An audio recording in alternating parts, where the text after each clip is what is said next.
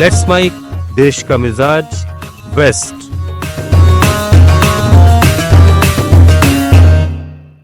नमस्कार, let's mic में आप सुन रहे हैं देश का मिजाज, वेस्ट।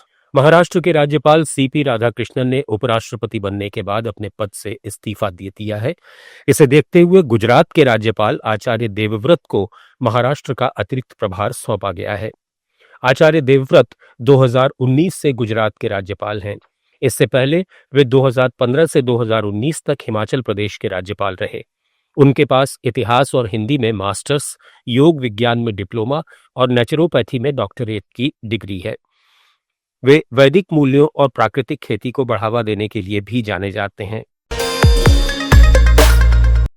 सुप्रीम कोर्ट ने महाराष्ट्र के अकोला में मई 2023 में हुई सांप्रदायिक हिंसा की जांच के लिए हिंदू और मुस्लिम अधिकारियों की विशेष जांच टीम बनाने का आदेश दिया है। जस्टिस संजय कुमार और आलोक आराधे की बेंच ने महाराष्ट्र पुलिस की पक्षपातपूर्ण जांच पर नाराजगी जताई। कोर्ट ने कहा कि पुलिस को धर्म और जाति से ऊपर उठकर कानून के मुताबिक काम करना चाहिए। ये आदेश 17 साल के मोहम्मद अफजल की याचिका पर आया, जो हिंसा में घायल हुए थे। हिंसा में एक व्यक्ति की मौत और 2 पुलिसकर्मियों सहित 8 लोग घायल हुए थे। याचिकाकर्ता ने कहा कि पुलिस ने उनके बयान के बावजूद कोई केस दर्ज नहीं किया। बॉम्बे हाईकोर्ट ने उनकी याचिका खारिज कर दी थी, जिसके बाद सुप्रीम कोर्ट ने यह फैसला सुनाया।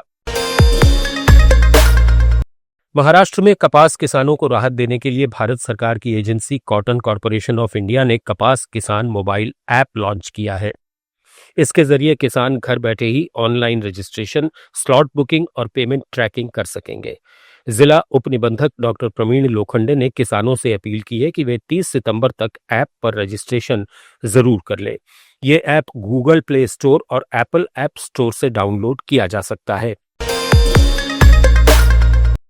राजस्थान के केंद्रीय शुष्क क्षेत्र अनुसंधान संस्थान काजरी ने मोठ की नई किस्म तैयार की है। ये किस्म कम बारिश में भी किसानों को बेहतर पैदावार देगी। राजस्थान में चूरू, बीकानेर, नागौर, बाड़मेर और जोधपुर जिले मोठ की खेती के मुख्य क्षेत्र हैं, जहां करीब 10 लाख हेक्टेयर भूमि पर यह फसल बोई जाती है। काजरी के वैज्ञानिकों का दावा है कि इस नई किस्म से किसानों को 5 से 6 क्विंटल प्रति हेक्टेयर उपज मिल सकती है। जोधपुर में प्रधान वैज्ञानिक डॉक्टर HR महला ने कहा कि जलवायु परिवर्तन की चुनौतियों को देखते हुए ये किस्म मरुस्थलीय इलाकों के किसानों के लिए बड़ी राहत साबित होगी। रेल मंत्री अश्विनी वैष्णव ने कहा है कि राजस्थान के बड़े शहरों को रेलवे फाटक से मुक्त करने का निर्णय किया गया है। आने वाले 2 से 3 महीने में पूरे प्रदेश का प्लान तैयार कर मंगवाया गया है।